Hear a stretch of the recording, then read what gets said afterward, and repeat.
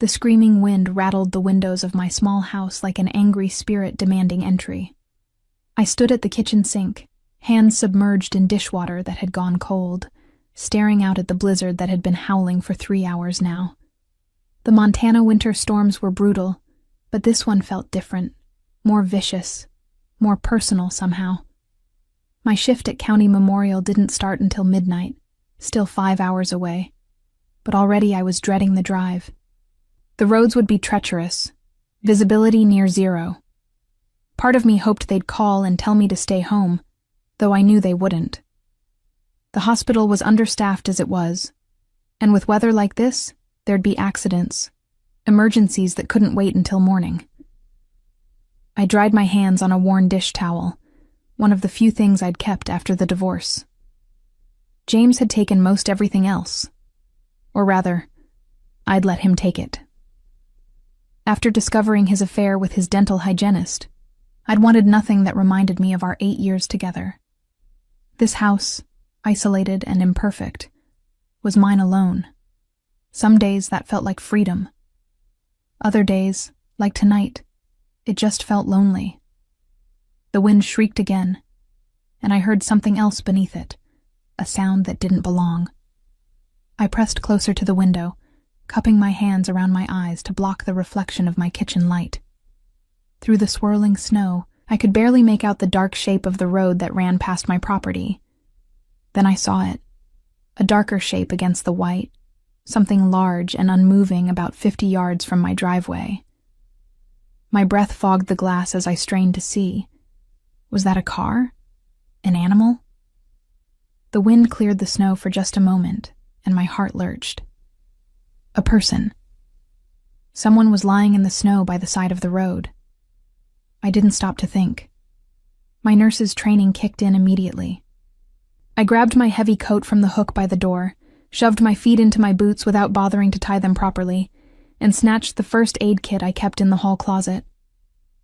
The wind nearly tore the door from my hands when I opened it, and snow immediately pelted my face with stinging force. The cold was shocking, even though I'd lived through 28 Montana winters. The temperature had to be well below zero with the wind chill. No one could survive long out here. I fought my way down my driveway, every step an effort against the wind that seemed determined to push me back toward the warmth of my house. As I got closer, I could see it was definitely a person, a man, lying face down in the snow.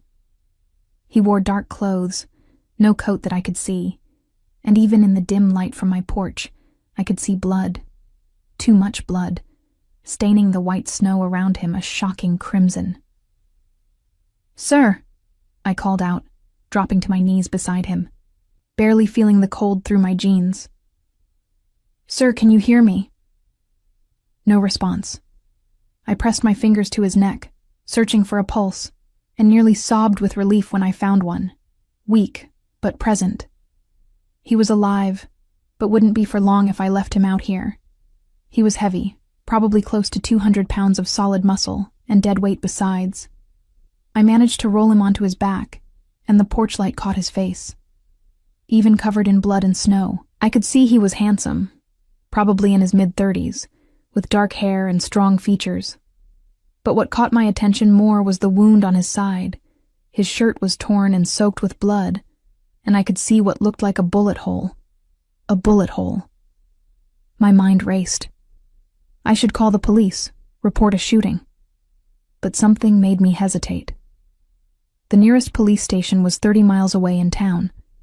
In this storm, they wouldn't get here for hours, if at all. This man would die before they arrived. I made my decision in seconds. I hooked my arms under his shoulders and began dragging him toward my house. It was agonizingly slow work. Several times I nearly fell, my boots sliding on the ice beneath the snow. My muscles burned with the effort, my lungs screaming from the cold air. But I kept pulling, kept moving, focusing only on getting him to safety. By the time I got him up my porch steps and through my door, I was gasping for breath, sweat freezing on my skin despite the cold. I managed to pull him far enough inside to kick the door shut behind us, and the sudden absence of wind was almost disorienting. I collapsed for just a moment, catching my breath, then forced myself back into nurse mode. Assessment first. I pulled off my gloves with my teeth and pressed my fingers to his neck again. His pulse was thready but still there. His breathing was shallow, rapid.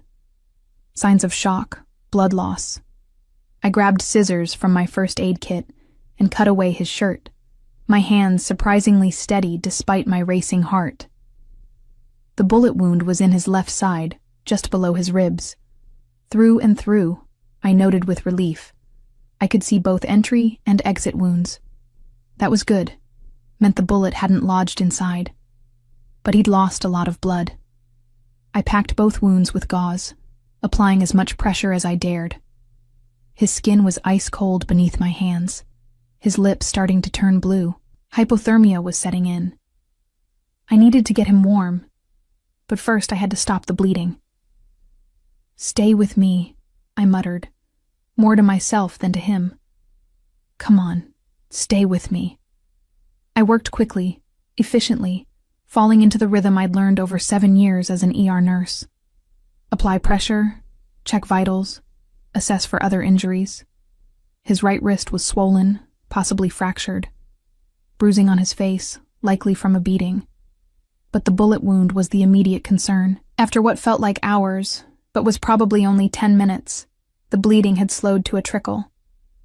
I wrapped his torso with an entire roll of medical bandage, tight enough to keep pressure on the wound, but not so tight as to restrict his breathing. Then I focused on warming him up. I managed to half drag, half carry him to my couch, no small feat given his size and my exhaustion. I stripped off his wet clothes, trying not to think about the intimacy of undressing a stranger, focusing only on the medical necessity. His body was covered in scars, I noticed.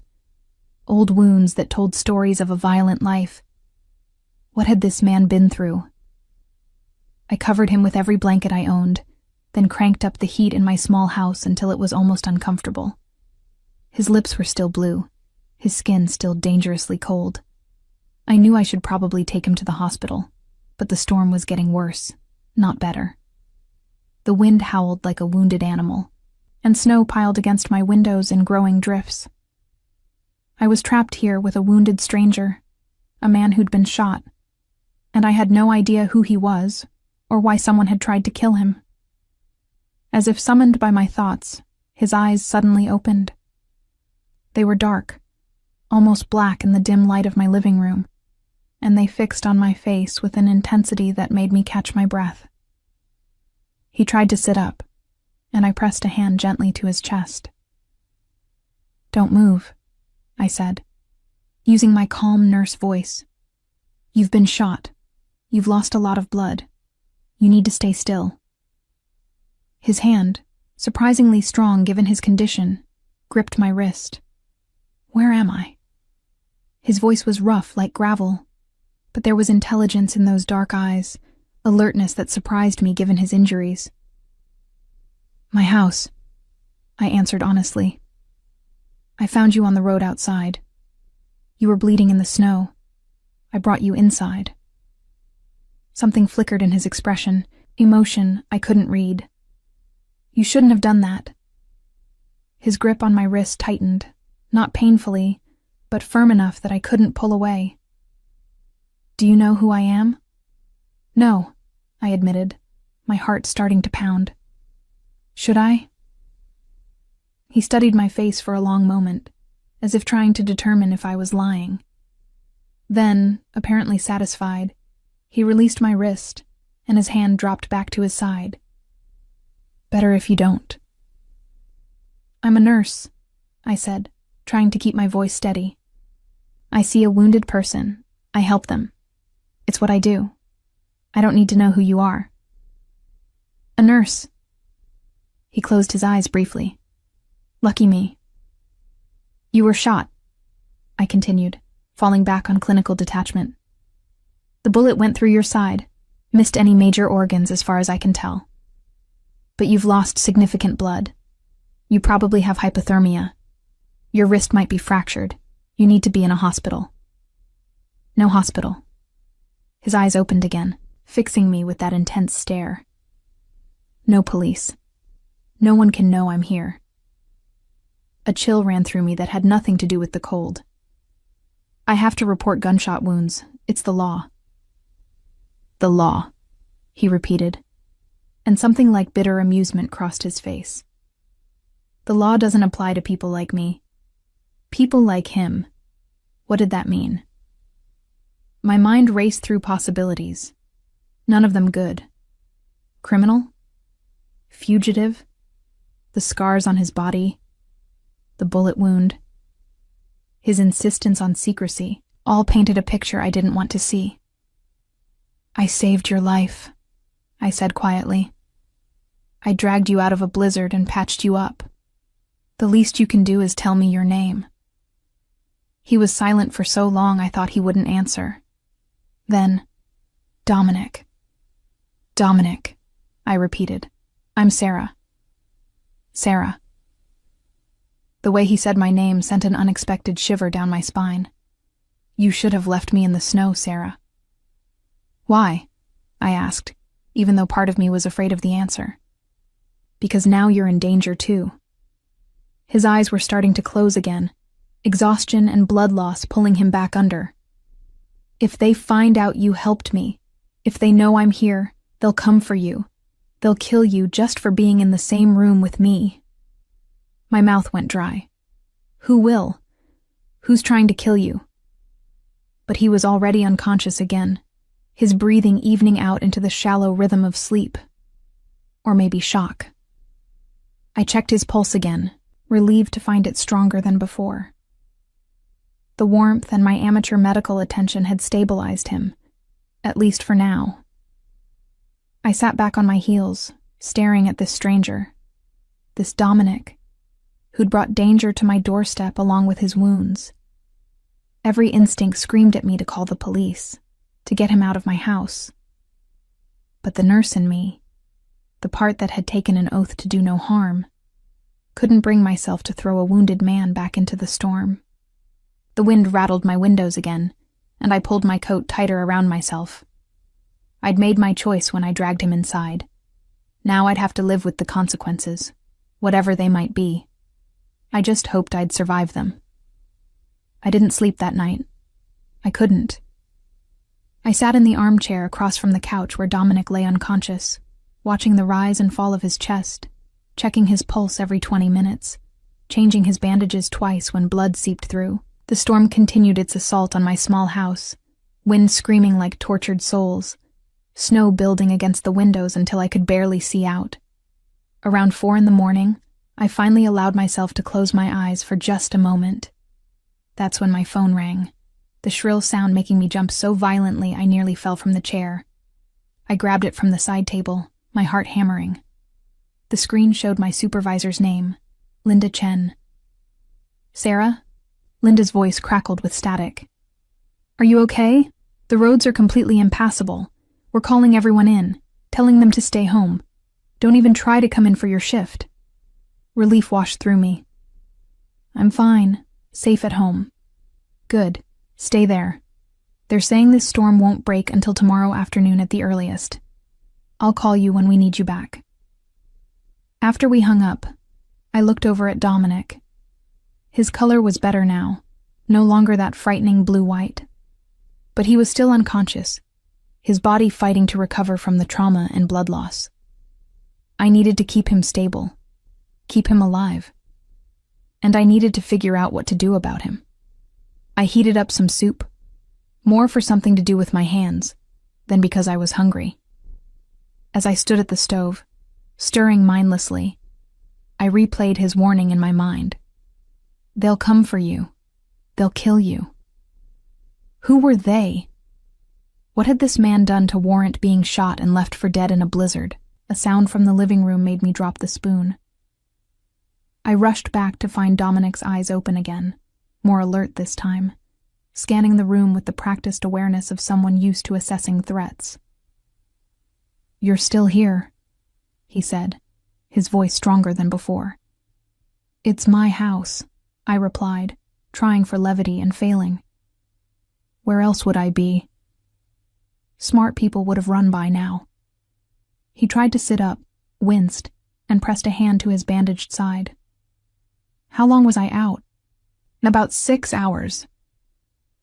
I moved closer, reaching out to check his forehead for fever. He caught my wrist again, but gently this time.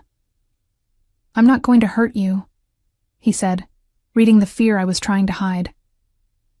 "If I wanted to hurt you, I would have done it already. That's not as reassuring as you think it is." I pulled my wrist free and stepped back. "You need to drink something. You've lost a lot of fluids." I brought him water, helped him sit up enough to drink without choking. His hand trembled slightly as he gripped the glass, the first sign of weakness I'd seen. When he'd finished, he leaned back against the pillows I'd propped behind him, studying me with those dark, unreadable eyes. "You don't recognize me at all," he said. It wasn't a question. Should I? A ghost of a smile crossed his lips. "Most people in Montana know my face. Most people west of the Mississippi, actually." My stomach tightened. "Why?" Instead of answering, he nodded toward my laptop sitting on the coffee table. "Look me up. Dominic Raven." My hands shook as I opened the laptop and typed his name into the search bar. The results loaded, and my blood ran cold. Page after page of news articles. FBI's most wanted. Organized crime kingpin. The Raven, they called him. Head of the largest criminal organization in the western United States. Suspected in dozens of murders, though never convicted. Racketeering, money laundering, drug trafficking, weapons dealing. The list went on and on. I looked up from the screen to find him watching me, his expression neutral, almost curious to see how I'd react. "You're a mob boss," I said, my voice barely above a whisper. "I prefer businessman," he replied, that faint smile returning. "But yes, essentially." I stood up so fast the laptop nearly slid off my lap. "You need to leave. Now. Get out of my house." "Can't." He gestured to his bandaged torso. "Still bleeding, remember? Besides, the storm hasn't let up. I'd die before I made it to the road." "That's not my problem." But even as I said it, I knew it was a lie. I couldn't throw a wounded man out into the storm, criminal or not.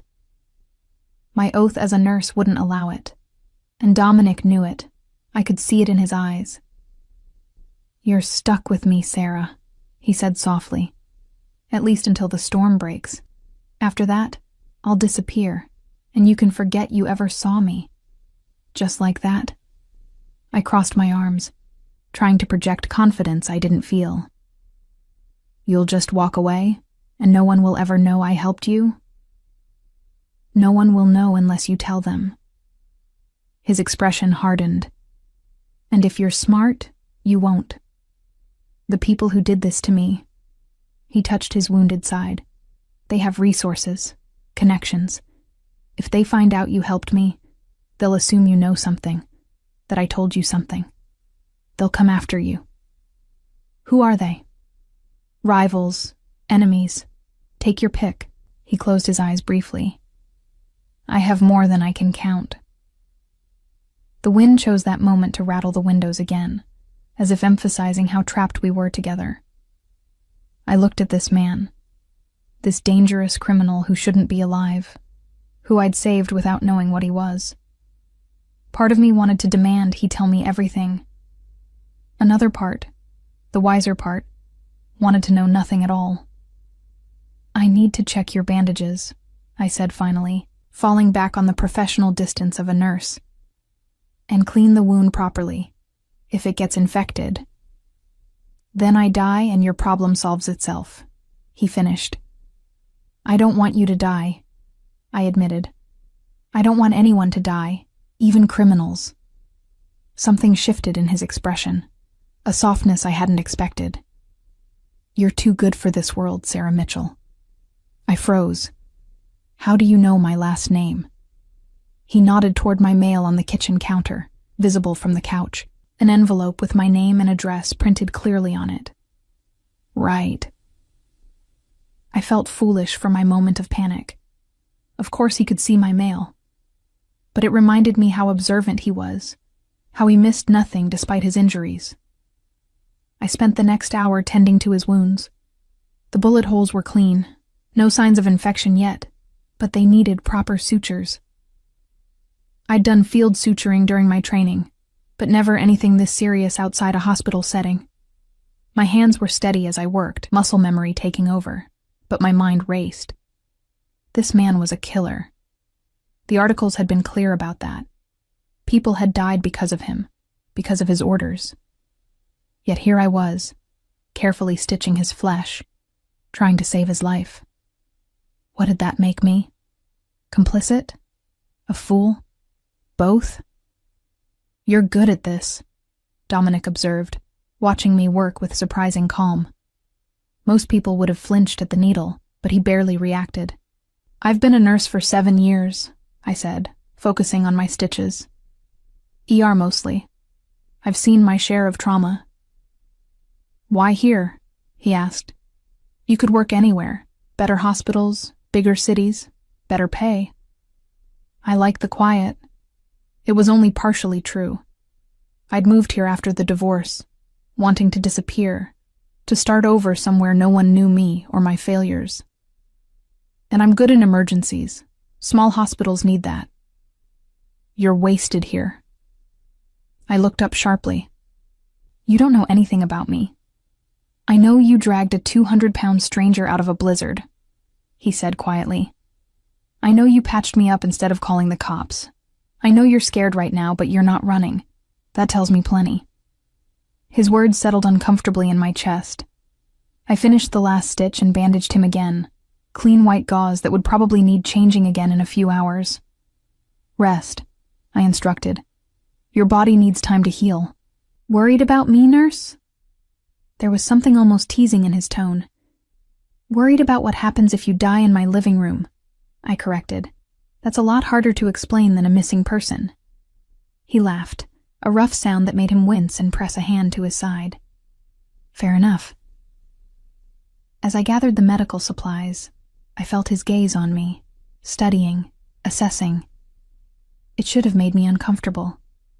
Instead, I felt something else. A strange awareness. An unwanted curiosity about this man who lived in a world so different from mine. "Get some sleep," he said. "You've been up all night. I'll still be here when you wake up."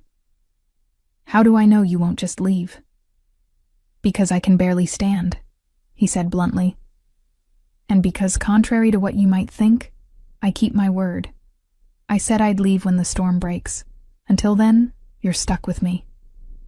I wanted to argue, to protest, but exhaustion was catching up with me. My body ached from dragging him inside, from the stress and fear of the past several hours.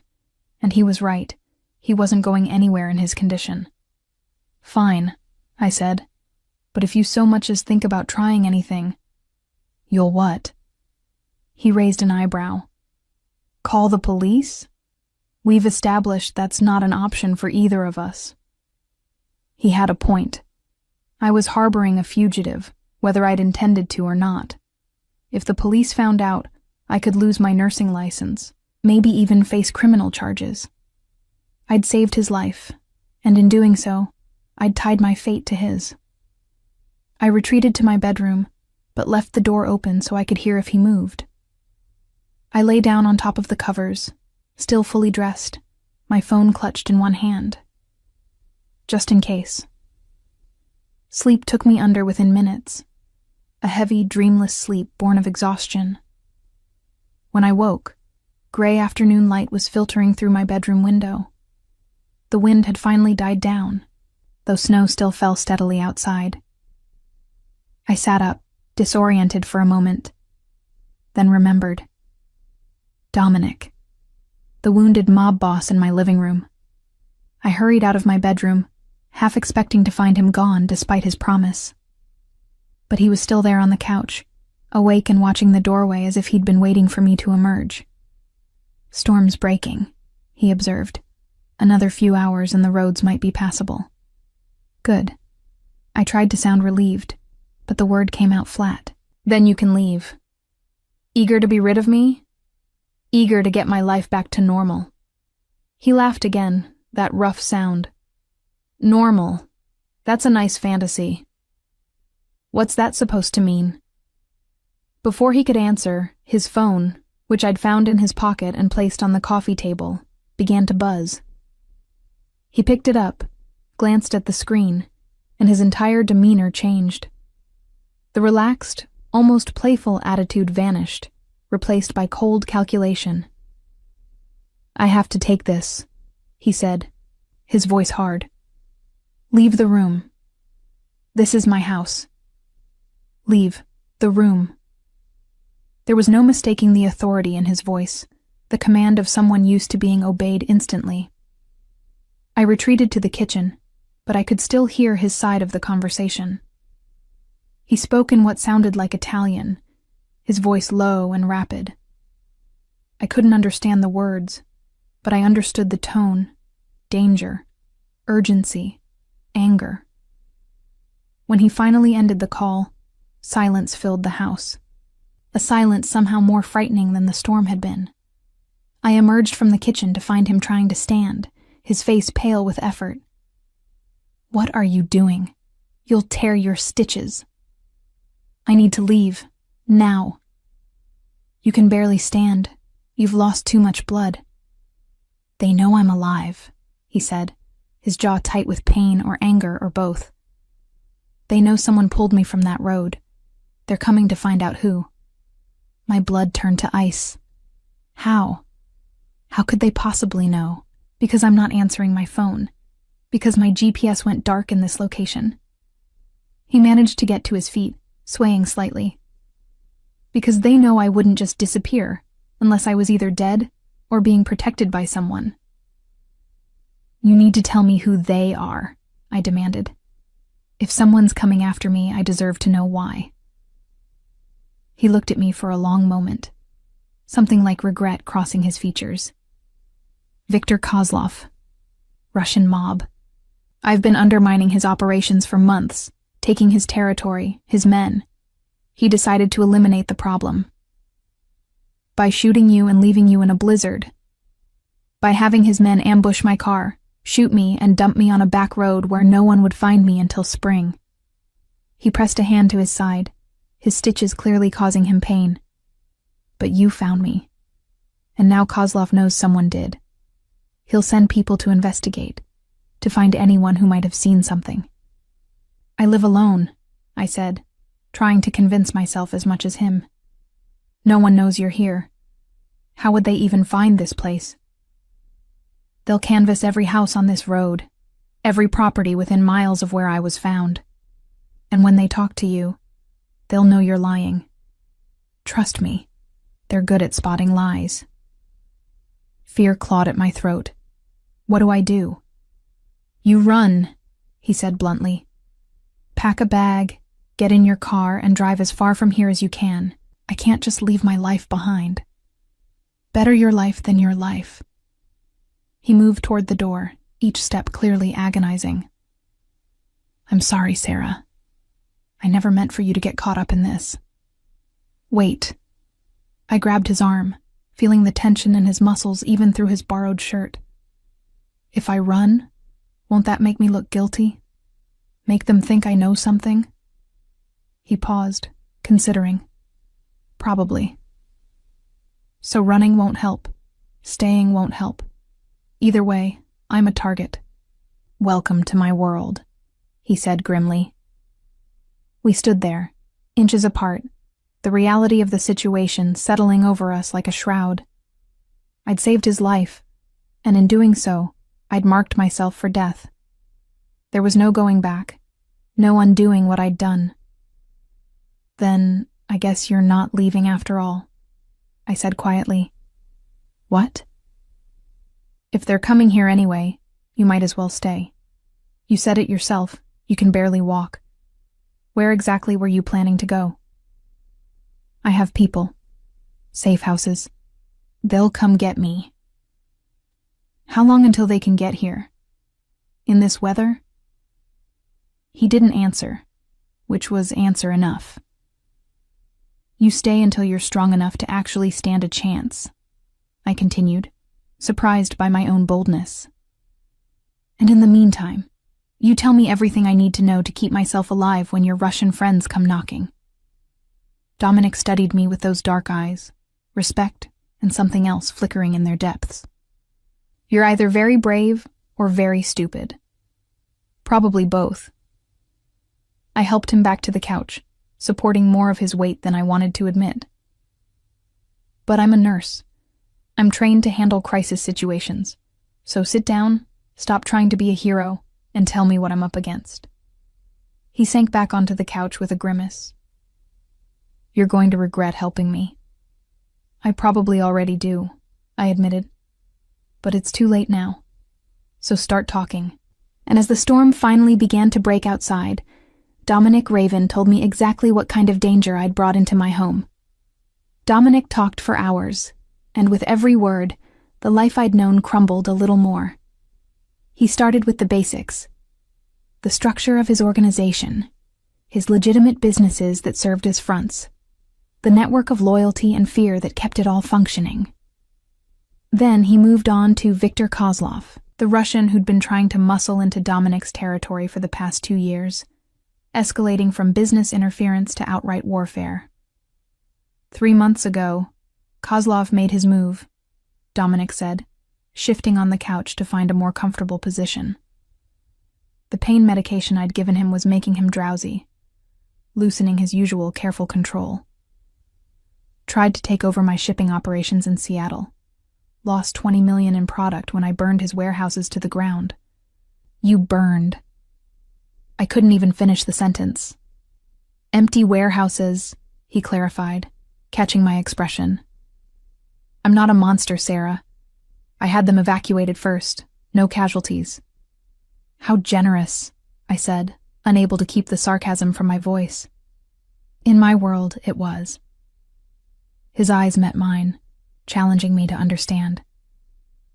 Kozlov would have killed everyone inside and called it a message. I gave him a different message. Back off or lose everything. Obviously, he didn't listen. No. Instead, he went after me personally. Had his men intercept my car 2 nights ago when I was driving back from a meeting in Great Falls. They knew my route, knew I'd be alone. Someone in my organization sold me out. The words hung heavy in the air. A traitor. Someone close enough to Dominic to know his movements, to set him up for an assassination. Do you know who? I asked. I have suspicions. His jaw tightened. And when this is over, I'll deal with them. I didn't ask what deal with them meant. I didn't want to know. So Kozlov's men shot you and left you in the storm, I continued, trying to focus on the immediate threat. But you survived. What happens now? Now Kozlov has a problem. If I'm alive, I'm a witness to his attempt on my life. More importantly, I know which of my people betrayed me. He can't let me reach my organization with that information. So he needs to finish the job. Yes, and eliminate anyone who might have helped me survive. He looked at me pointedly. Which means you. I stood up, suddenly needing to move, to pace. The walls of my small house felt like they were closing in. How long do we have? Before they come here? Hard to say. The storms bought us time. But Kozlov's people are thorough. They'll start canvassing as soon as the roads are clear enough. Could be tomorrow. Could be tonight, if they push hard enough. And when they get here, what do I tell them? The truth, mostly. Dominic's voice was calm, almost clinical, like he was walking me through a medical procedure. You're a nurse. You live alone. You've been stuck inside during the storm. You haven't seen anything unusual. And if they don't believe me, then you call this number. He handed me his phone, showing me a contact simply labeled Bishop. He's my second. He'll send people to extract you. Extract me, I repeated numbly, like I'm a spy in a foreign country. You might as well be. Kozlov's territory is foreign enough. He studied me for a moment. You're handling this better than I expected. I'm in shock, I admitted. It hasn't fully hit me yet that my life just became a crime thriller. When it does hit you, don't fall apart. Fear makes people make mistakes, and mistakes get you killed. His bluntness should have terrified me. Instead, it was almost reassuring. At least he was being honest, not trying to minimize the danger or offer false comfort. "Tell me about Kozlov," I said, settling back into the armchair. "What kind of man am I dealing with?" Dominic's expression darkened. "The worst kind. He's smart, patient, and absolutely ruthless.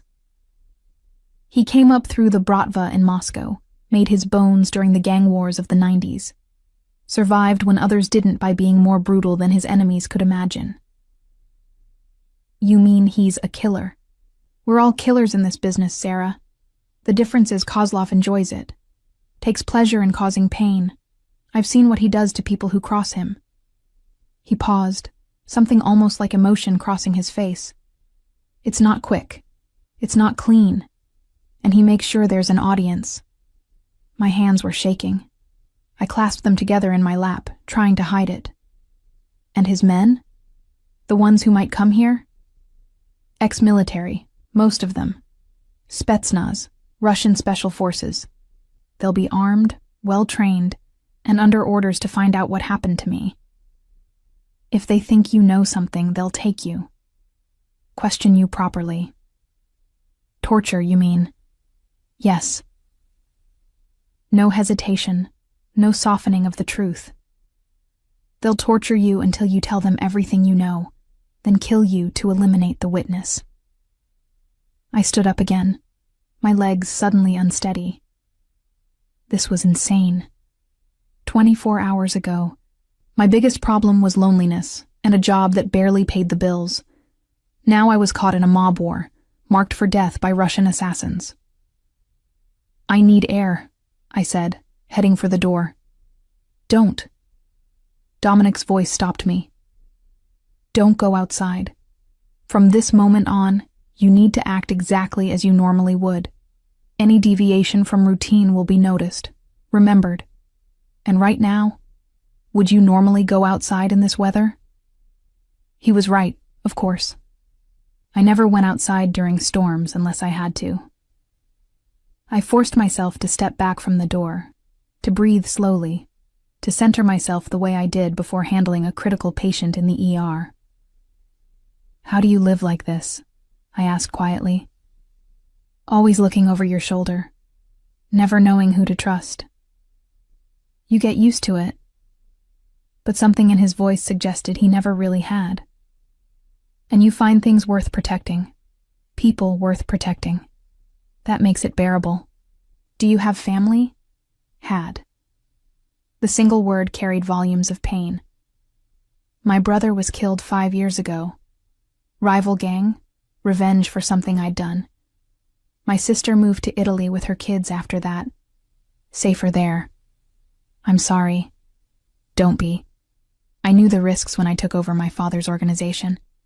I made my choices and I live with the consequences." He looked at me steadily. "But you didn't choose this. You just tried to save a life. You deserve better than being dragged into my world." "Then help me survive it," I said, moving back to the chair. "What else do I need to know?" For the next several hours, Dominic taught me how to lie convincingly, how to spot surveillance, how to recognize the telltale signs of someone preparing to attack. He described Kozlov's typical enforcers, their appearances, their tactics, their weaknesses. He gave me escape routes from my own house, places to hide, ways to signal for help. It was like cramming for the most important exam of my life, except failure meant death. "The most important thing," Dominic said as night fell again outside, "is to stay calm. They'll be watching your reactions, your body language. Any sign of fear or deception, and they'll push harder. You need to be boring, forgettable. Just another isolated woman weathering a storm alone." "Except I'm not alone," I pointed out. "You're here. By tomorrow, I won't be." He shifted on the couch, testing his strength. My people are coming at first light. They'll take me to a safe house, and you'll be free of this complication. Just in time for the Russians to show up and question me. Better to be questioned without me here. If they find us together, there's no explaining that away. He paused. Though I'll have men watching this place. If Kozlov's people try anything, they'll intervene. So I'll have Russian assassins at my front door and Italian mobsters watching my back. Perfect. Despite everything, Dominic smiled. Italian-American, technically. My grandfather came over from Sicily in the 50s. That's not as comforting as you think it is. His smile faded. I know. But it's all the comfort I can offer right now. We fell into silence, the weight of tomorrow's uncertainties pressing down on us. Outside, the snow had finally stopped, leaving the world blanketed in white. It looked peaceful, pristine, a lie covering the ugliness beneath. Why did you tell me all this? I asked after a while. You could have just left once the storm broke. Let me figure it out on my own. Because I owe you my life, he said simply. And because. He stopped, seeming to struggle with something. Because you remind me there are still good people in this world. People who help strangers without asking what's in it for them. I'd forgotten that was possible. His words touched something in me. A loneliness I'd been ignoring since the divorce. The isolation I'd chosen was supposed to protect me from being hurt again. Instead, it had just left me numb, going through the motions of living without really feeling alive. I'm not as good as you think, I said quietly. I make mistakes. Plenty of them. Everyone makes mistakes. He looked at me with an intensity that made my breath catch. The question is whether you try to fix them or run from them, says the man running from Russian assassins. I'm not running, I'm regrouping. His eyes never left mine. There's a difference. The temperature in the room seemed to shift, the air between us suddenly charged with something I couldn't name. I was acutely aware of how close we were, how the lamplight caught the sharp angles of his face, how despite his injuries and the danger surrounding us, there was an undeniable magnetism to him. I stood abruptly, breaking the moment. You need to rest. I'll make us something to eat. Sarah. My name on his lips stopped me at the threshold to the kitchen. I turned back to find him watching me with an expression I couldn't read. Thank you. For everything. Don't thank me yet, I said, trying for levity. I might still turn you in for the reward money. There's a reward, I assume. You're on the FBI's most wanted list. He laughed, that rough sound I was starting to recognize. Actually, there is. $2 million for information leading to my arrest. I whistled low. That's almost tempting. Is it? The question was serious, not playful. He was actually asking if I'd considered it, if I was that kind of person. No, I admitted. I'm not. For better or worse, I saved your life, and I don't take that lightly. Whatever you've done, whatever you are, that's between you and your conscience. I'm just trying to keep us both alive. Something in his expression softened. You're a rare woman, Sarah Mitchell. So I've been told. I turned back toward the kitchen before I could do something stupid, like walk back to him, like touch his face, like forget entirely that he was a dangerous criminal who'd brought death to my doorstep. But as I prepared our meal, hands moving through familiar motions while my mind raced, I couldn't escape the truth settling in my chest. Saving Dominic Raven's life might be the best or worst decision I'd ever made. And I had a feeling I'd find out which very soon. Dawn came too quickly, pale sunlight glinting off snow that seemed to stretch endlessly in every direction. I stood at my kitchen window, coffee mug cradled in both hands, watching the road for signs of approaching vehicles. My nerves were frayed from another sleepless night, this time spent hyper-aware of every sound, every creak of the house settling, imagining threats in every shadow. Behind me, I heard Dominic moving around my living room, testing his strength. He'd spent the last hour doing careful exercises, stretching, walking slowly from the couch to the window and back. The color had returned to his face, and though he moved with obvious pain, he was far steadier than he'd been yesterday. "Your people should be here soon," I said without turning around. "Are you sure you're well enough to move?" "I don't have a choice." His voice came from directly behind me, close enough that I could feel his body heat. I hadn't heard him approach, a reminder of how quietly he could move despite his injuries. "The longer I stay, the more danger you're in." "I'm already in danger." I turned to face him, suddenly angry at the unfairness of it all. "You said so yourself. Kozlov knows someone helped you. Whether you're here or not won't change that." "No, but if they find you alone, with no connection to me, they might believe you're innocent. If they find us together." He didn't finish the thought. He didn't have to. A sound in the distance made us both freeze, the low rumble of an engine. Dominic moved to the window, peering through the curtains with the wariness of a hunted animal. 2 SUVs, black and sleek, were making their way up my snow-covered driveway. "That's them," he said, his posture relaxing marginally. "My people." Relief and regret warred in my chest. Relief that he'd soon be gone, that the immediate danger in my home would be removed.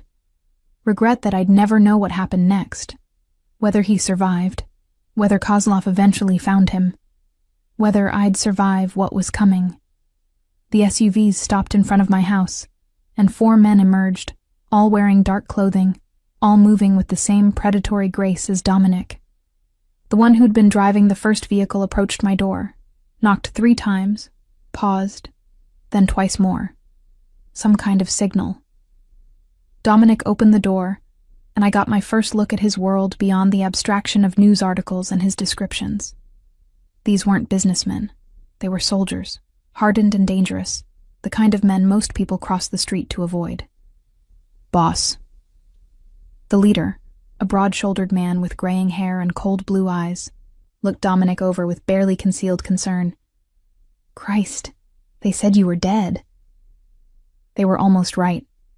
Dominic gestured them inside, and suddenly my small living room felt very crowded.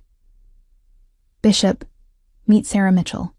She pulled me from the snow and patched me up. Bishop's eyes turned to me, assessing, calculating. I felt stripped bare under that gaze, like he could see every secret I'd ever kept. "Ma'am," he said with a slight nod, "we're in your debt." "She's not in the game, Bishop." Dominic's voice carried a warning. "She stays out of this. She's a civilian who made a mistake."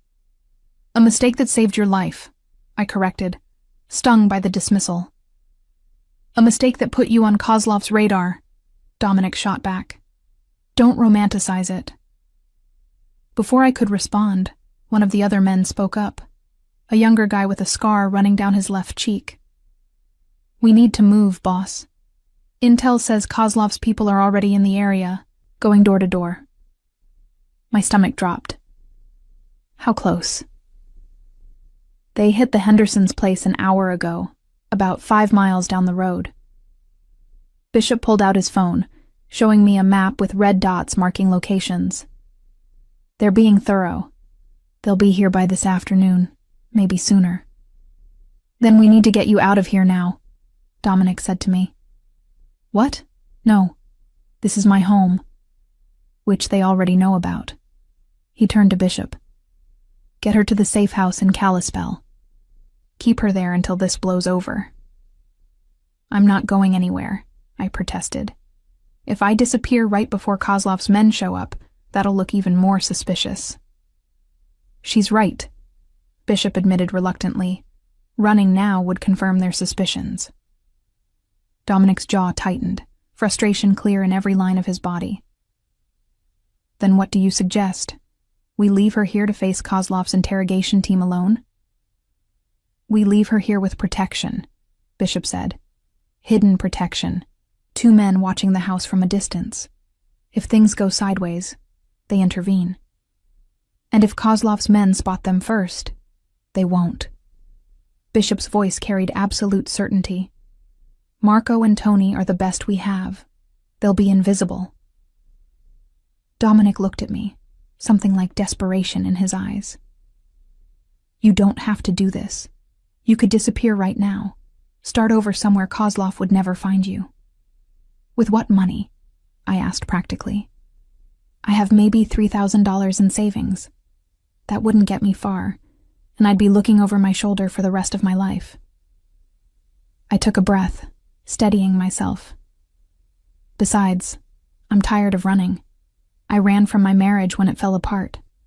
I ran to Montana to hide from my failures. I'm done running. This isn't about bravery, Sarah. It's about survival. Then teach me how to survive. I met his gaze steadily. You spent last night teaching me how to lie, how to spot danger. Now put it to the test. Let me prove I can handle this. Bishop watched our exchange with interest, a slight smile playing at his lips. She's got spine, boss, and she's right about the optics. If she stays, acts normal, there's a chance Kozlov's people will write her off as a dead end. And if they don't, then Marco and Tony do what they do best. Bishop's smile turned cold. Problem solved. Dominic stared at me for a long moment, and I could see the war raging behind his eyes. Part of him wanted to throw me over his shoulder and carry me to safety whether I agreed or not. Another part, the part that respected my autonomy, my right to choose, was forcing him to let me stay. Fine, he said finally. But you follow Bishop's protocols exactly. No improvisation, no heroics. If they take you, you know nothing. You're just a nurse who was home during the storm. I understand. Do you? He moved closer, his voice dropping. Because understanding and living it are 2 different things. When they're in your face, when they're threatening you, when every instinct is screaming at you to tell them what they want to hear, you have to stay calm. You have to remember that giving them what they want won't save you. It'll just confirm you're involved. I won't break, I said, with more confidence than I felt. Bishop cleared his throat. We need to move, boss. Every minute we're here increases the risk. Dominic nodded reluctantly, then turned back to me one last time. My number's in your phone now. You call if anything feels wrong. Anything at all. I will. He hesitated, like he wanted to say something more, then seemed to think better of it. Instead, he did something that surprised us both. He pulled me into a brief, fierce embrace, careful of his injured side. Stay alive, Sarah Mitchell, he murmured against my hair. I'd hate for your death to be on my conscience.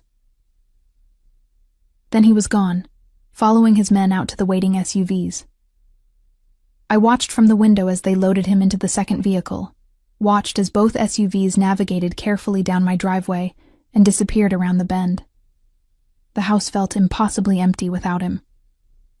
I spent the rest of the morning cleaning obsessively, erasing any trace of Dominic's presence. I washed the blankets he'd used, scrubbed blood from the hardwood floor near the couch, disposed of the medical supplies in a trash bag I planned to burn later. By the time I was finished, there was no evidence anyone but me had been here during the storm. Around noon, my phone buzzed with a text from an unknown number. In position. You're covered. Stay calm. M. Marco, I assumed, one of my invisible guardians.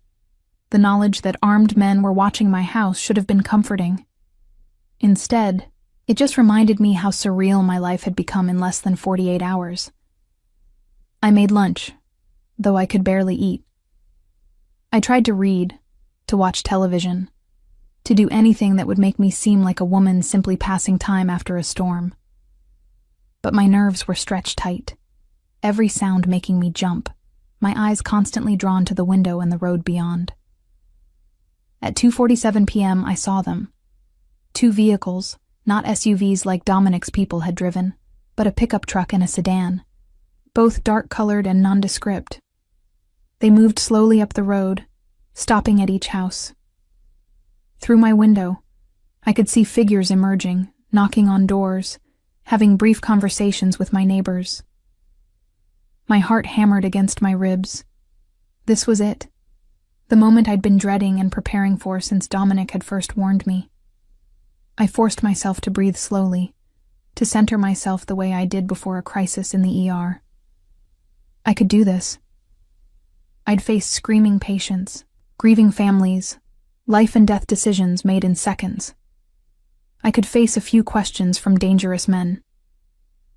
The vehicles reached the Hendersons' house, 3 properties down from mine. I watched as 2 men got out, approached the door. The conversation seemed tense, lasted longer than the others had. Finally, the men returned to their vehicles and continued up the road, toward me. I moved away from the window, not wanting to be caught watching. I settled on the couch with a book, forcing my hands to stop shaking, forcing my expression into something neutral, maybe slightly annoyed at being interrupted. The knock came sharp and aggressive, not the polite tap of a neighbor or delivery person. 3 hard strikes that demanded attention. I counted to 10, letting them knock again before I answered. Too quick would seem suspicious, like I'd been waiting. Too slow might make them force their way in. I opened the door to find 2 men standing on my porch. Both were large, built like the soldiers Bishop's team had been. But there was something different about them. Something colder. Dominic's men had been dangerous, yes, but professional. These men looked at me like I was prey. Yes? I kept my voice slightly irritated, the tone of someone whose quiet afternoon had been disrupted. Good afternoon, ma'am. The speaker was the taller of the 2, with pale eyes and a Slavic accent that confirmed my worst suspicions. Russian. Kozlov's men.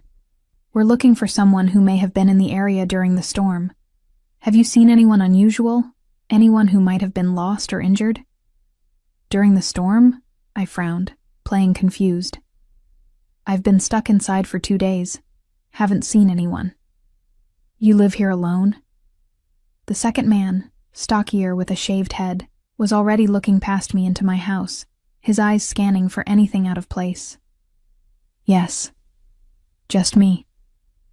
I didn't elaborate, didn't offer information they hadn't asked for. Just as Dominic had taught me. Mind if we come in? Just a quick look around. We're trying to be thorough. Actually, I do mind. I kept my voice polite but firm. I don't know who you are or why you're really here. If you're with the police, show me a badge. Otherwise, I'd like you to leave my property. The pale-eyed man smiled, but there was no warmth in it. We're private investigators, ma'am, working for a family whose son went missing near here.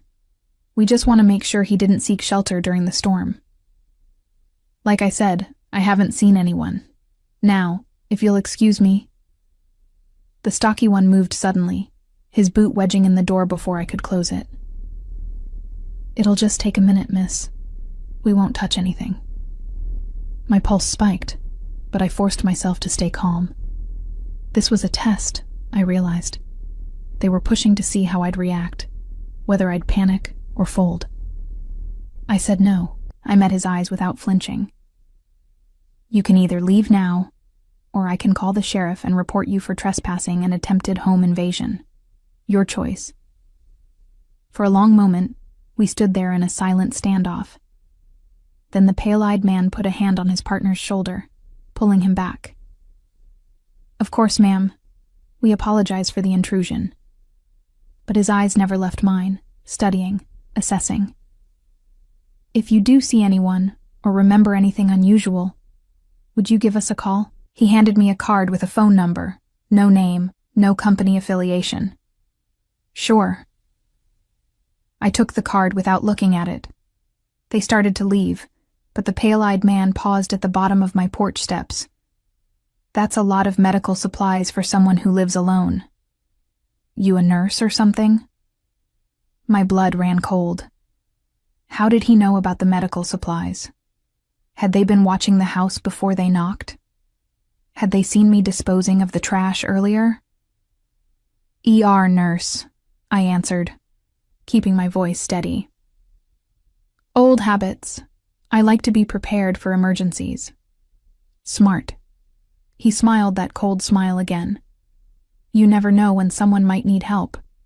Then they were gone, walking back to their vehicles with the casual confidence of predators who knew their prey couldn't escape. I watched them drive away, not moving from the doorway until they disappeared from view. Only then did I let myself collapse against the doorframe, my legs suddenly weak. My hands were shaking so badly I could barely hold on to the card they'd given me. I'd done it.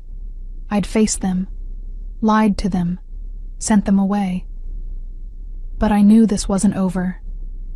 The way that man had looked at me, the way he'd mentioned the medical supplies, he suspected something. Maybe not the full truth, but enough to keep me on their list. My phone buzzed.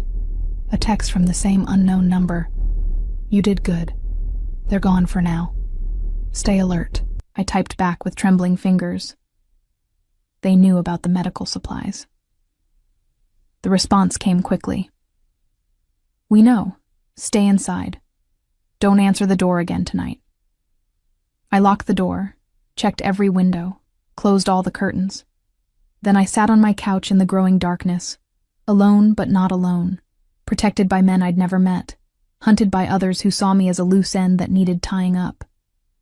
And somewhere out there, Dominic was making his own plans, fighting his own battles, plans that still somehow involved me, whether I wanted them to or not. My phone rang, making me jump. I didn't recognize the number, but something made me answer. Sarah. Dominic's voice, tight with concern. Bishop told me what happened. Are you all right? I'm fine. They bought it, I think. At least enough that they left. They'll be back. He didn't sugarcoat it. That was reconnaissance. Next time they'll come with more men, more questions. You need to leave now, tonight. My people can... No. I surprised myself with the firmness in my voice. I told you, I'm done running. Besides, leaving now would just confirm their suspicions. Sarah, please. You taught me how to survive this, Dominic. Now let me prove I can. He was silent for a long moment.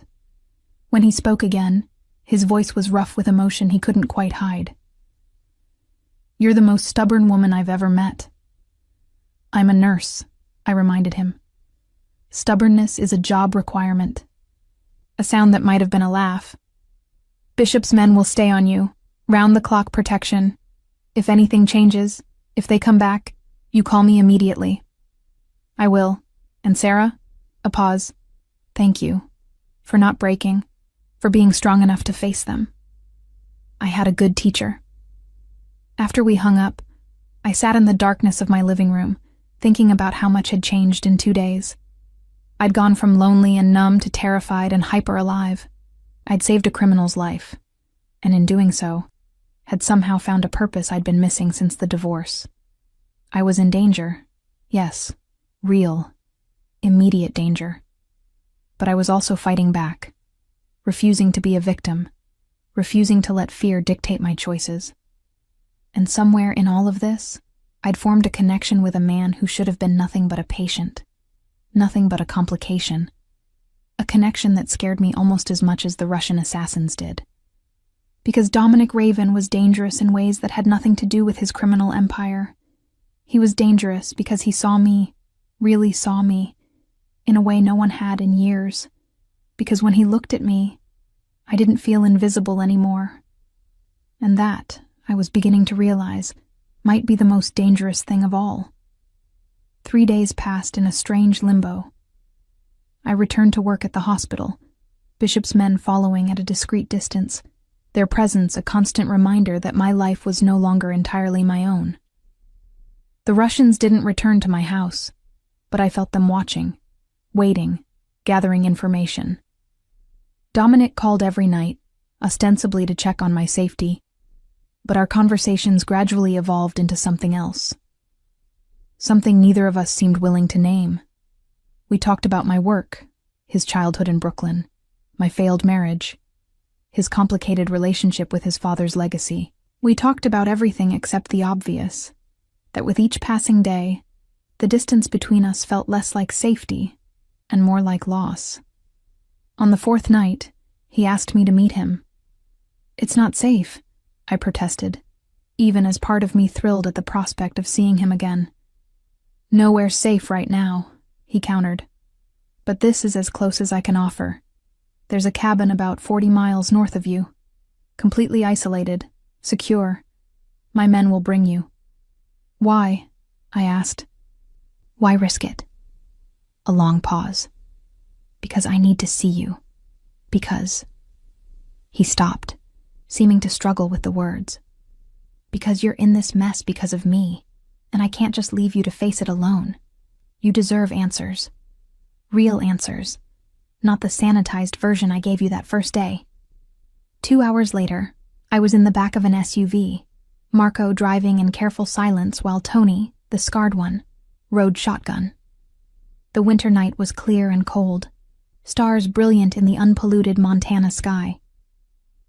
We turned off the main road onto a barely visible track, wound through dense forest for 20 minutes, finally emerging at a cabin that looked like something from a postcard. Warm light glowed in the windows. Smoke curled from the chimney. It should have looked welcoming, but I knew better. This was a fortress disguised as a retreat, probably armed to the teeth and monitored by surveillance I couldn't see. Dominic met me at the door. He looked better than when I'd last seen him. Stronger, though he still moved carefully, protecting his healing wounds. He'd shaved, trimmed his hair, and wore casual clothes that made him look almost normal. Almost. "You came," he said, and I heard relief in his voice. "Did you think I wouldn't?" I wasn't sure. He stepped aside to let me enter. "Come in. It's warmer inside." The cabin's interior was unexpectedly comfortable, all wood and stone with expensive furnishings that spoke of money spent on quality rather than flash. A fire crackled in a massive stone fireplace. Wine and food were laid out on a rustic wooden table. "You went to a lot of trouble," I observed. "You saved my life. Seemed like the least I could do was feed you properly." He gestured to the table. "Hungry?" We ate in relative silence at first, the awkwardness of the situation settling over us. Here we were, a nurse and a mob boss, sharing wine and conversation like normal people, pretending the danger and violence didn't exist outside these walls. "Bishop tells me Kozlov's people have been asking about you in town," Dominic said finally, breaking the comfortable silence. "Carefully, not obviously, but they're definitely interested in the nurse who lives alone on Cedar Ridge Road." "I know. I've noticed them watching the hospital. Different faces, but always someone there." I took a sip of wine, grateful for its warmth. "How long until they make their move?" "Depends on what else they find. Right now, you're just a possibility, a potential loose end. But if they get confirmation that I survived, if they trace any connection between us—" He didn't finish the thought. "Then they'll come for me properly. Not just to question, but to eliminate."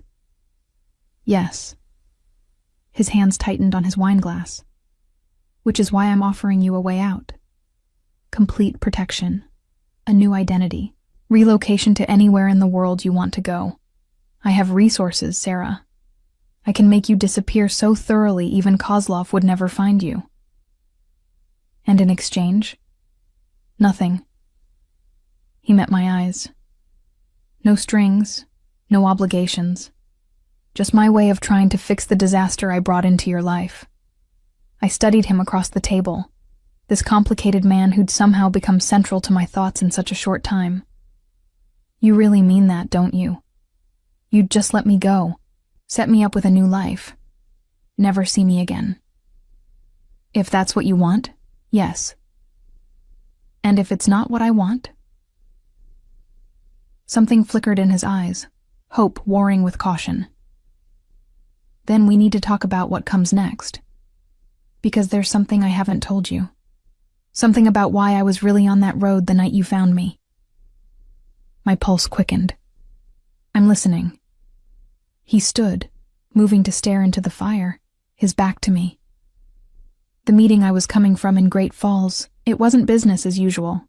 It was a setup, deliberately arranged by someone in my organization to get me alone, vulnerable. Someone working with Kozlov. Your traitor. Yes, but here's what I didn't tell you.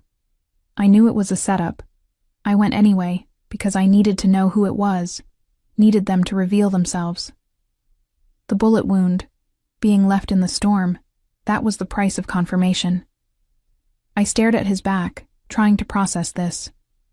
You let yourself get shot? I had a backup plan. Men who were supposed to intercept before it got that far.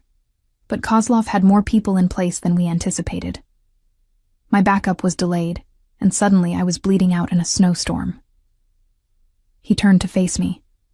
Then you came along and saved my life, completely derailing both Kozlov's plan and mine. So I was just a complication in your elaborate scheme.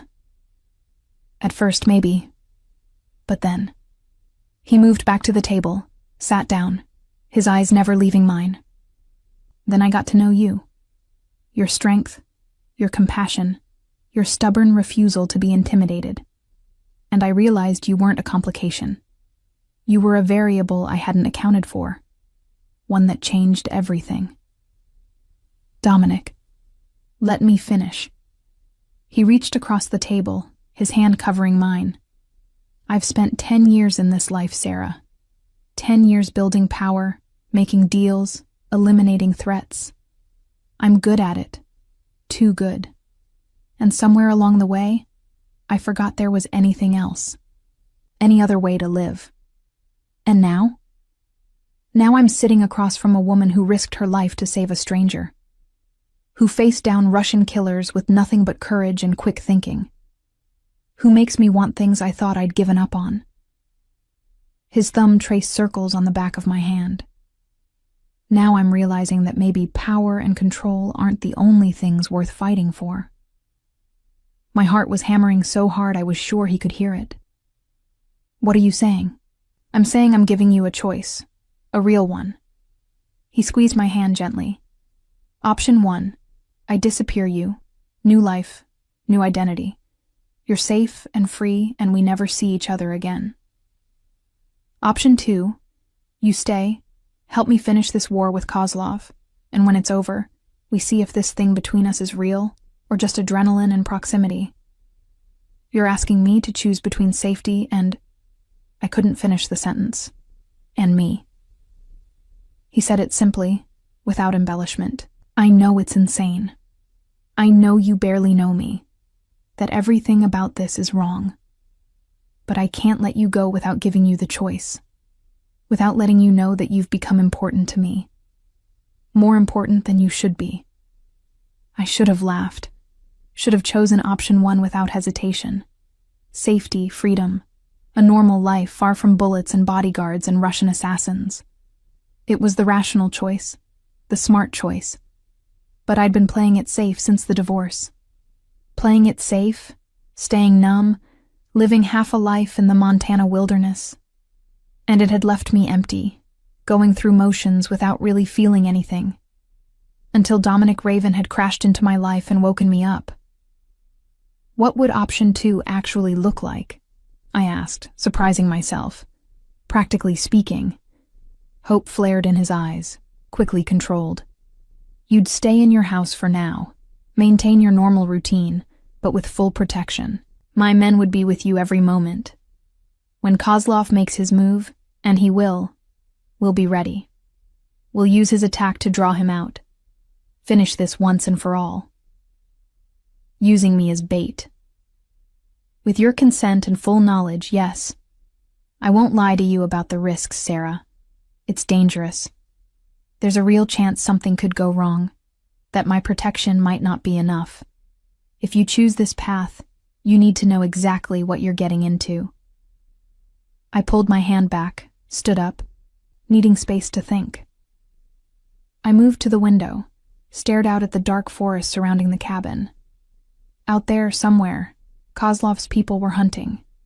In here, Dominic was offering me a future, dangerous and uncertain, but real. Tell me about the endgame, I said finally. Let's say we take down Kozlov. Let's say we survive. Then what? You go back to being a crime lord, and I what? Become a mob wife? Live in constant fear of the next war, the next rival, the next bullet? He came to stand behind me, close enough that I could feel his warmth but not touching. I've been thinking about that a lot these past few days, about what kind of life I want, what kind of man I want to be. My father built this organization from nothing, and I expanded it, made it stronger. But at what cost? I have money, power, respect. I also have a bullet wound and a list of enemies longer than my arm. So maybe it's time for a change. I've been working on legitimizing the business for years, moving money into legal enterprises, phasing out the criminal operations. It's slow work, dangerous work, because every step toward legitimacy makes me look weak to rivals. But it's possible. In 5 years, maybe less, I could be nothing more than a wealthy businessman with a questionable past. I turned to face him. You'd really do that? Give up the power, the control? For the right reason, yes. His hand came up, cupping my face gently. For the right person. We barely know each other, I protested weakly. I know you're brave. I know you're compassionate. I know that when you make a commitment, you honor it, even when it costs you. I know that you see me, the real me, not just the reputation or the power. His thumb brushed across my cheekbone. And I know that when I'm with you, I feel more human than I have in 10 years. Dominic. I should have pulled away. Every rational part of my brain was screaming that this was insane, that you don't fall for a criminal, that fairy tales like this don't happen in real life. But then he was kissing me, and rational thought fled.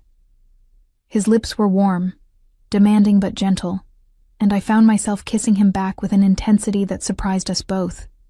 His arms wrapped around me, careful of his healing wounds, pulling me close. I could feel his heart racing against mine, could taste the wine on his lips, could lose myself completely in this moment of stolen intimacy. When we finally broke apart, both breathing hard, his forehead rested against mine. So, he murmured, option 1 or option 2? I should have chosen safety. Should have walked away from this impossible man and his impossible offer. Should have been smart, practical, rational. Option 2, I heard myself say, but with conditions. He pulled back enough to meet my eyes. Name them. First, complete honesty. No more secrets, no more schemes I'm not aware of. If I'm going to be bait in your trap, I deserve to know every detail. Agreed. Second, after Kozlov is dealt with, you start legitimizing immediately. No more delays, no more excuses. I won't be part of a criminal empire, Dominic. If we're going to try this, it has to be moving toward something better. I can do that. Third, I hesitated, then pushed forward. Third, you have to understand that I'm not property. I'm not a possession to be protected and controlled. I'm a partner, or I'm nothing. My choices, my autonomy, those aren't negotiable. Something softened in his expression. I know. Trust me, Sarah. The last few days have taught me that you can't be controlled or owned. It's one of the things I love most about you. Love. The word hung between us, too big and too soon, but somehow right. Okay then, I said, my voice steadier than I felt. Let's finish this, together. He kissed me again, sealing the agreement, and I let myself fall into it, into him, into this impossible choice that felt more right than any safe decision I'd ever made. Outside, the Montana winter night stretched on, cold and dark and full of danger. But inside this cabin, in Dominic's arms, I felt warmer and more alive than I had in years. Tomorrow we'd plan. Tomorrow we'd prepare for whatever Kozlov would throw at us. Tomorrow, I'd face the consequences of choosing danger over safety, passion over practicality. But tonight, we had this. Two people who shouldn't have found each other, planning a future that shouldn't be possible, believing against all odds that love could be stronger than the violence that surrounded us. It was reckless. It was dangerous. It was probably the worst decision I'd ever made. And I'd never been more certain of anything in my life. The plan was simple in concept, treacherous in execution. We'd make it impossible for Kozlov to resist. We'd give him exactly what he wanted, proof that Dominic and I were connected, that I knew something worth killing for. And then, when he sent his people to eliminate us both, we'd be waiting. "You understand what we're asking you to do?" Bishop asked me 2 days later, his expression grave. We were back at the cabin, a dozen of Dominic's people surrounding us, going over the operation for the 3rd time. "I'm going to make it obvious I'm hiding something," I recited. "Act nervous around town, make calls from public places where I can be overheard, behave like someone with a secret. Give Kozlov enough to convince him I'm worth grabbing. And when they take you," Dominic added, his jaw tight with tension he couldn't quite hide, "you'll have this." He held up what looked like an ordinary medical alert bracelet. GPS tracker, panic button, and a listening device. "We'll know exactly where you are and what's happening every second." "Until they find it and remove it," I pointed out. "Which is why you'll also have this." He showed me a small capsule, no bigger than a pill. "Swallow it before they take you. It'll transmit your location for 72 hours. Completely undetectable." I took the capsule, turning it over in my fingers. My life had become something out of a spy thriller. 3 weeks ago, my biggest concern had been whether to get a cat for company. Now I was preparing to be kidnapped by Russian mobsters, wearing tracking devices, and planning an ambush that could end with multiple people dead. "What if something goes wrong?" I asked, voicing the fear we were all thinking. "What if they move me before you can get there? What if they don't take me where you expect?" "Then we adapt." Dominic's hand covered mine, warm and solid. "But Sarah, if at any point you want out, if this becomes too much, just say the word. We'll find another way." There is no other way. I'd spent the past 2 days thinking about little else. Kozlov won't stop until he's eliminated every possible witness to his attempt on your life. That means me. Running would just delay the inevitable. At least this way, we're choosing the battlefield. "She's right," Marco said from his position by the window. He'd barely spoken during the planning sessions, but when he did, everyone listened. "Kozlov's getting impatient. His people are making more obvious moves, taking bigger risks. He wants this finished." "Which means he's vulnerable," Bishop added. "Impatient men make mistakes. We just need to give him the right opening." The meeting broke up an hour later, everyone moving to their assigned positions. The trap was set. Now we just needed Kozlov to take the bait. Dominic pulled me aside as the others filed out. "Walk with me." We stepped out onto the cabin's porch, the cold air a shock after the warmth inside. Snow had started falling again, fat flakes drifting down in the afternoon light. It should have been peaceful, beautiful even. Instead, it felt like watching sand fall through an hourglass, counting down to something inevitable. "I need you to know something," Dominic said, staring out at the forest. "If this goes wrong, If I have to choose between catching Kozlov and keeping you safe, I'm choosing you. Every time. That's not the plan. I don't care. He turned to face me, his expression fierce. The plan is good. Solid, even. But plans go wrong, Sarah. Bullets fly in unexpected directions. Split-second decisions have to be made, and I need you to understand that my priority isn't revenge or finishing this war. It's you. Keeping you alive. Nothing else matters. His intensity should have scared me. Instead, it made me reach up and pull him down for a kiss, pouring everything I couldn't say into that connection. When we broke apart, his arms stayed around me, holding me close. We're going to survive this, I said against his chest. Both of us. And then, you're going to take me on a proper date. Somewhere normal, where no one's trying to kill us. A proper date, he repeated, something like amusement in his voice. I'm not sure I remember how those work. We'll figure it out together. I pulled back to look at him. That's what people do, right?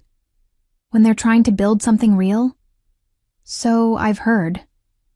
His thumb traced my jawline. Though I have to admit, most relationships don't start with attempted murder and Russian mob wars. We're overachievers. He laughed, the sound warm and genuine, so different from the cold, controlled man he showed the world. This was the real Dominic, I realized. The one beneath the armor. The one who'd learned to hide his humanity to survive in a world that saw compassion as weakness. I love you, he said suddenly, the words unguarded and raw. I know it's too soon. I know we barely know each other. But I'm tired of pretending I don't feel it. You walked into my life in a blizzard, and somehow made me remember what it feels like to be human. Tears stung my eyes. I love you too, I whispered. God help me, I do. We stood there on that porch, holding each other as snow fell around us. Two people who shouldn't have found each other, loving each other against all reason and logic. And for just a moment, the danger and violence faded away, leaving only this: connection, hope, the fragile possibility of a future. Then Bishop opened the door. Boss, we've got movement. Kozlov's people are mobilizing. Reality crashed back. The moment of peace shattered. Dominic's expression shifted instantly, the armor sliding back into place. How many? He asked. At least a dozen, maybe more. They're staging at a location about 20 miles from Sarah's house. Looks like they're preparing for a major operation. Dominic looked at me. This is it. They're coming for you tonight. Last chance to back out. I thought of my quiet life before him. The numbness, the isolation, the feeling of watching my existence from the outside rather than living it. Then I thought of the past 3 weeks. The terror, yes, but also the intensity, the feeling of being fully present, fully alive, fully connected to another human being. Let them come, I said. I returned to my house that afternoon, following my normal routine. Stopped at the grocery store, chatted with the cashier about the weather, picked up a prescription at the pharmacy. Mundane, ordinary activities that felt surreal, given what I knew was coming. But I also made sure to be noticed.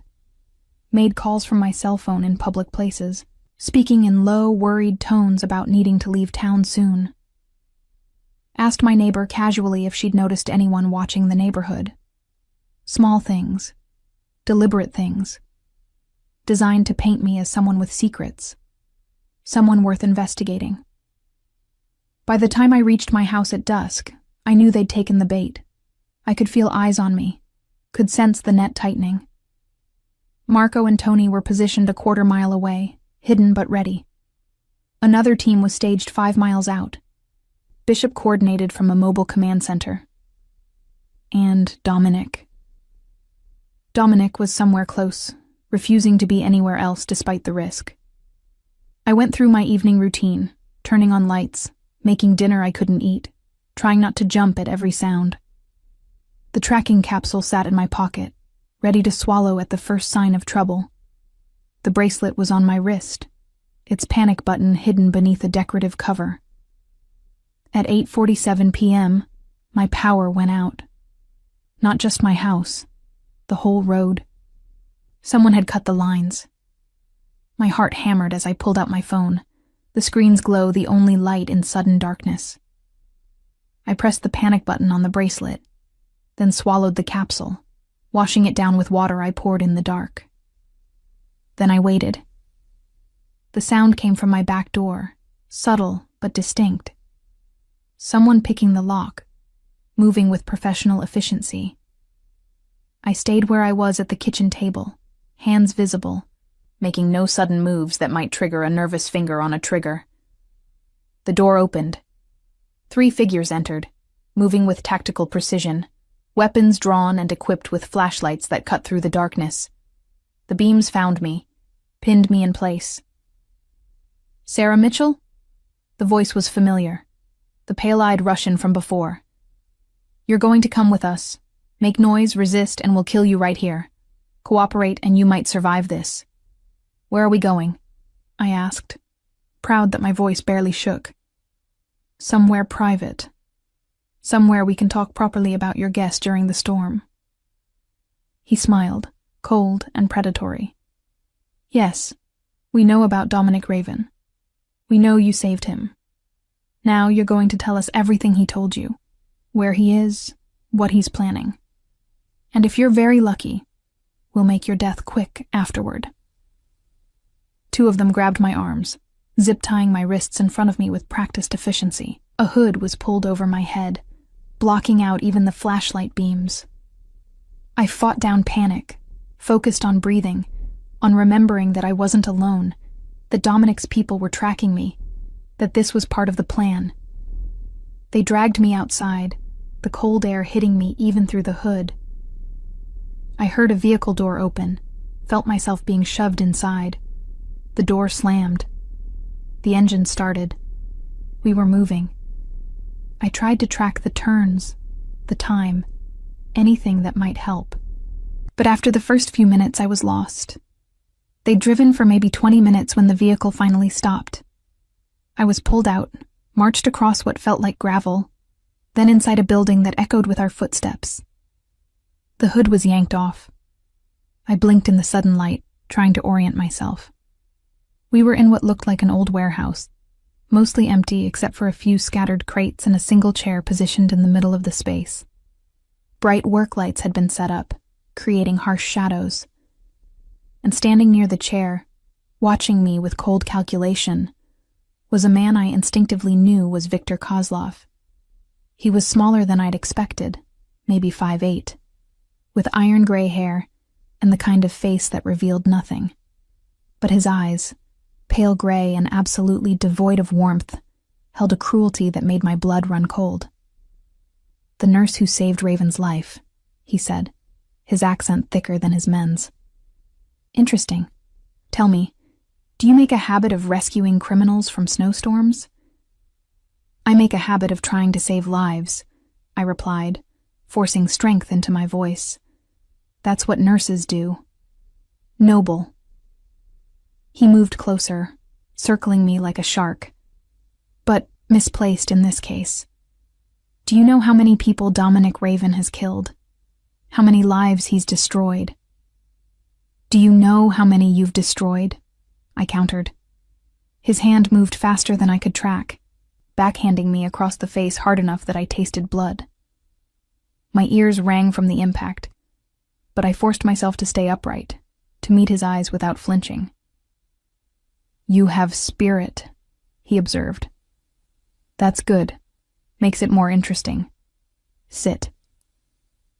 His men forced me into the chair, securing my zip-tied wrists to the armrests with additional restraints. I was completely immobilized, completely at their mercy. Fear clawed at my throat, but I pushed it down, focused on staying calm. Kozlov pulled up a crate, sitting across from me like we were having a casual conversation. "Now, let's discuss what Raven told you, what information he shared, what plans he has." He didn't tell me anything, I said truthfully. I'm just a nurse. I patched him up and he left. That's all. Is that so? Kozlov pulled out a knife, the blade catching the harsh light. Then why were his men watching your house? Why did he call you every night? Why did you meet with him 2 days ago at his cabin? My stomach dropped. They'd been watching more carefully than we'd thought. They knew about the cabin, about the phone calls. How much else did they know? He was grateful, I said, improvising. I saved his life. He wanted to make sure I was safe, that his enemies wouldn't come after me. I laughed bitterly. Guess that didn't work out. Kozlov studied me for a long moment, then nodded to one of his men. Search her, thoroughly. Check for tracking devices, wires, anything electronic. They found the bracelet immediately, of course. That was expected. They smashed it, grinding the pieces under a boot heel. Then they patted me down, professional and impersonal, looking for anything else. They found nothing. The capsule was already well into my digestive system, undetectable without medical equipment they didn't have. Clean, one of them reported. Kozlov smiled. Good. That means whatever happens here, Raven won't know about it until it's too late. He leaned forward, the knife dancing between his fingers. Last chance for honesty, nurse. Where is Dominic Raven? What is he planning? I don't know. I met his eyes steadily. Even if I did, I wouldn't tell you. So you might as well get on with whatever you're planning to do, because I'm not talking. Something like respect flickered in his cold eyes. Brave or stupid. With women, it's sometimes hard to tell the difference. He stood, moving behind me. Very well. We'll do this the hard way. I felt the cold press of the blade against my shoulder, felt it cut through fabric and skin in one smooth motion. Pain bloomed, sharp and immediate. I bit down hard on my lip, refusing to scream, refusing to give him the satisfaction. That was just a warning, Kozlov said conversationally. To show you I'm serious. The next one will hurt much more. And if you continue to refuse to cooperate, well, he came around to face me, the bloody knife held casually. I have hours to work with. Days if necessary. Eventually everyone talks. It's just a question of how much pain you can endure first. I was about to respond when the warehouse's main door exploded inward. Everything happened at once. Gunfire erupted, deafening in the enclosed space. Kozlov's men dove for cover, returning fire at dark figures pouring through the entrance. I threw myself sideways, chair and all, hitting the concrete hard, but getting out of the immediate line of fire. Through the chaos, I saw Dominic, moving with deadly precision despite his healing wounds, his team flanking him. They'd come, exactly as promised. The tracking capsule had worked. But Kozlov hadn't run. He'd grabbed a weapon and was fighting back, his men forming a defensive perimeter. This wasn't going to be a quick rescue. This was going to be a bloodbath. A bullet struck the concrete inches from my head, spraying fragments that stung my face. I needed to get free, needed to move. I worked frantically at the restraints, my wrists already bleeding from the zip ties, but they wouldn't budge. Then Marco was there, appearing from the smoke and confusion. He cut through my restraints with a knife, pulled me to my feet. Stay behind me. Move when I move. We made it 3 steps before Kozlov stepped into our path, his weapon aimed directly at my head. Stop, he ordered, and Marco froze. The gunfire had ceased, both sides at a momentary standoff. Dominic stood 15 feet away, his weapon trained on Kozlov, his face a mask of cold fury. Let her go, Victor, he said, his voice deadly calm. This is between you and me. Is it? Kozlov smiled, pressing the barrel of his gun against my temple. I think the nurse has made it very much about her. Tell your men to lower their weapons, or I'll paint the walls with her brain. Do it, And you won't leave this building alive, Dominic replied. I'm not leaving anyway. Kozlov's smile widened. But at least I'll take something precious from you first. At least I'll make sure you know what loss feels like. Time seemed to slow. I saw Dominic's finger on the trigger, saw the calculation in his eyes, saw him weighing the shot, the risk, the impossibility of making it before Kozlov could pull his own trigger. Saw him realize there was no clean solution, no way to save me without risking my death. I made the choice for him. I drove my elbow back into Kozlov's gut, twisting away from the gun's barrel as I moved. The weapon discharged, the bullet passing so close to my head I felt its heat. But it missed. And in that instant of distraction, Dominic fired. The bullet took Kozlov in the shoulder, spinning him away from me. Dominic's team surged forward, overwhelming the remaining Russians. It was over in seconds. The warehouse suddenly quiet except for the groans of the wounded and the ringing in my ears. Dominic reached me first, his hands on my face, my shoulders, checking for injuries with barely controlled panic. Are you hurt? Sarah, talk to me.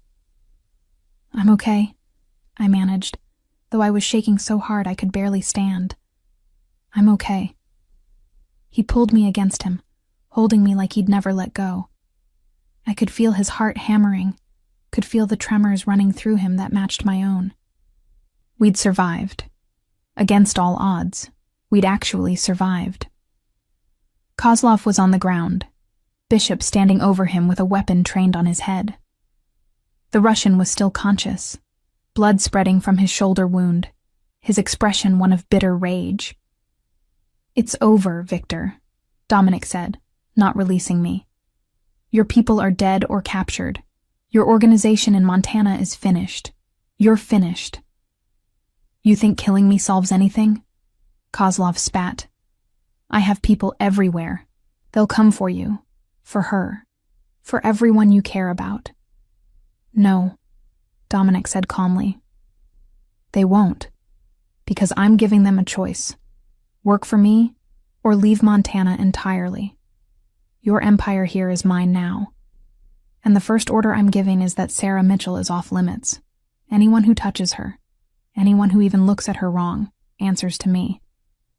That message will reach every criminal organization in the western states by morning. He looked down at me, something fierce and protective and possessive in his eyes. She's mine, he said simply. And I protect what's mine. Kozlov laughed, a bitter sound. You've gone soft, Raven. Love makes you weak. It'll be your downfall. Maybe, Dominic agreed. But I'd rather fall with her than stand alone without her. Bishop made a call, and within minutes, sounds of approaching sirens filled the air. FBI, he explained at my confused look. We called them before we came in. Anonymous tip about a kidnapping in progress. They'll find Kozlov and his men. Plenty of evidence of their crimes.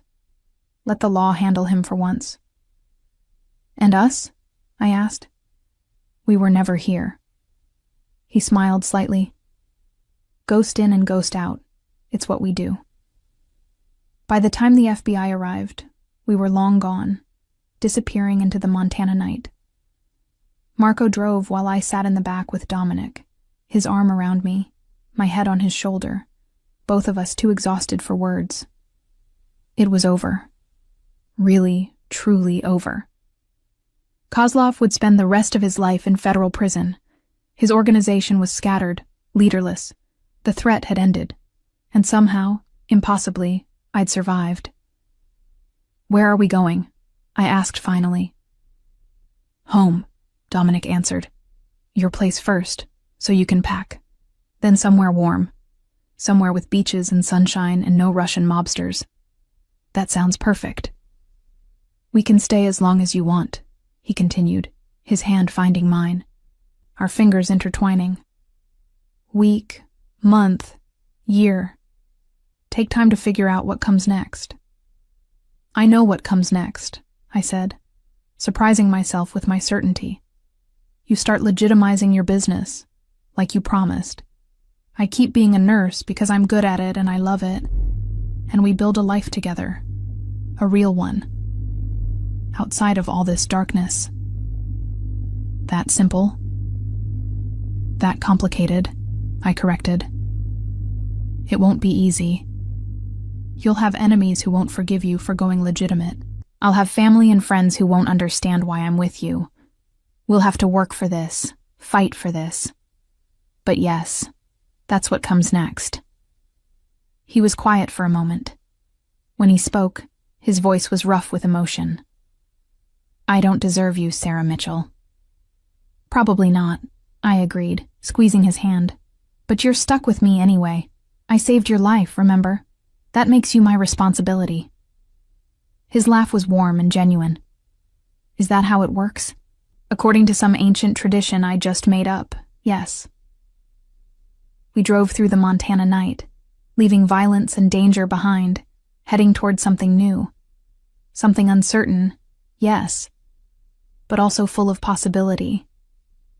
3 weeks ago, I'd saved a stranger's life in a blizzard.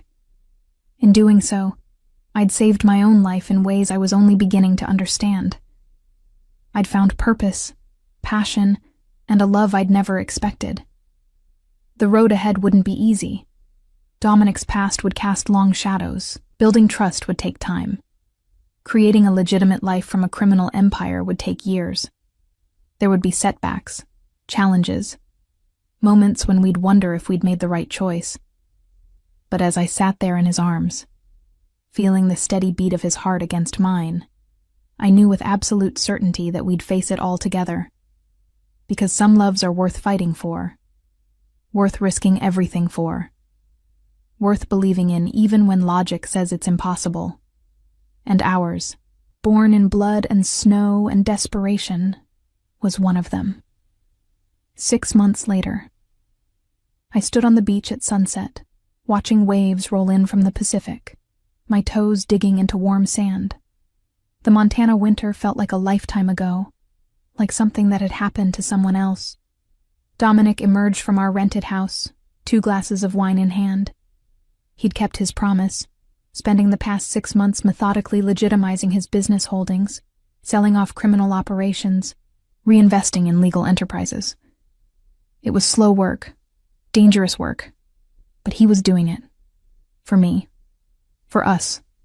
For the future we were building. Penny for your thoughts, he said, handing me a glass.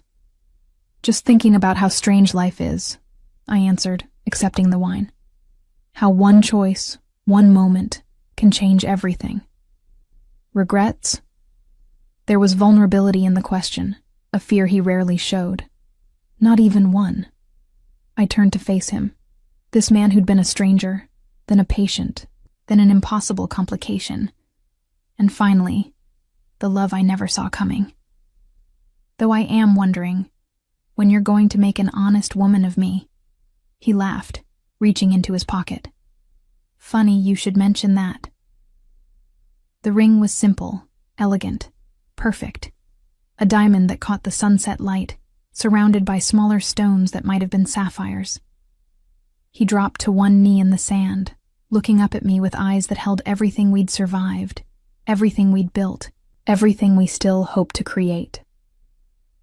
Sarah Mitchell, he said, you saved my life in more ways than one. You saw past the violence to the man beneath. You chose danger over safety, truth over comfort. You made me believe I could be more than my father's legacy, more than the sum of my crimes. Will you marry me? Will you keep saving me every day for the rest of our lives? Through tears, I nodded. Yes, on one condition. Name it. No more mob drama, no more Russian assassins. Just us, building something normal, something good. I can live with that. He slipped the ring onto my finger, then stood, pulling me into his arms. In fact, I can't wait to live with that. As we kissed, the sun sinking below the horizon behind us, I thought about the woman I'd been before that blizzard.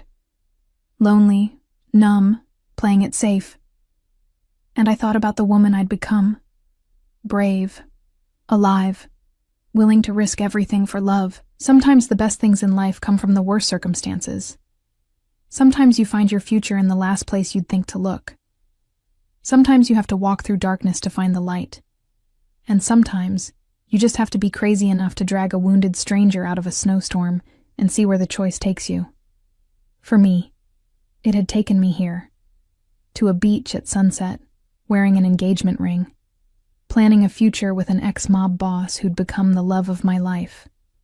Not the story I'd planned, but exactly the story I needed, and I wouldn't change a single moment